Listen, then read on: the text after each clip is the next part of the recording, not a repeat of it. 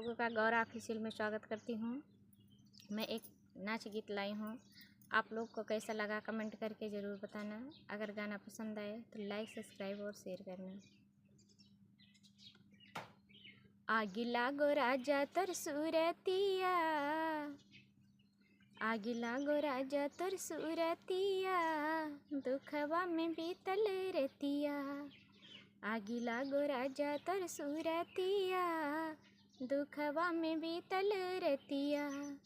बीतल रतिया हो राजा बीतल रतिया, बीतल रतिया हो राजा बीतल रतिया।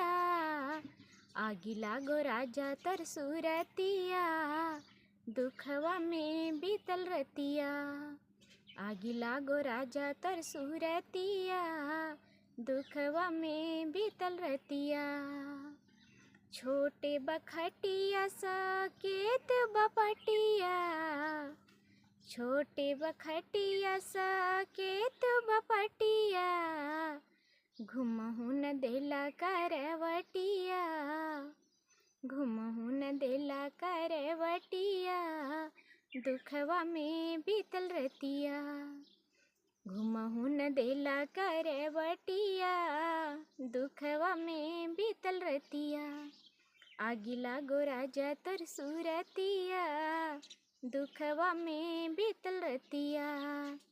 रेशम क चोली चांदी के बटनिया, रेशम क चोली चांदी के बटमिया, चांदी के बटमिया हो चांदी के बटमिया।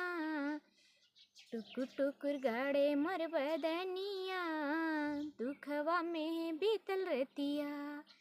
टुकुर टुकुर गाड़े मोर बदनिया, दुखवा में बीतल रतिया।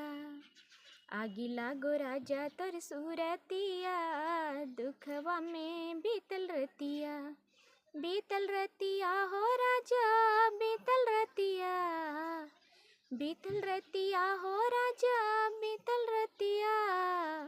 आगी लागो राजा तर सूरतिया, दुखवा में बीतल रतिया।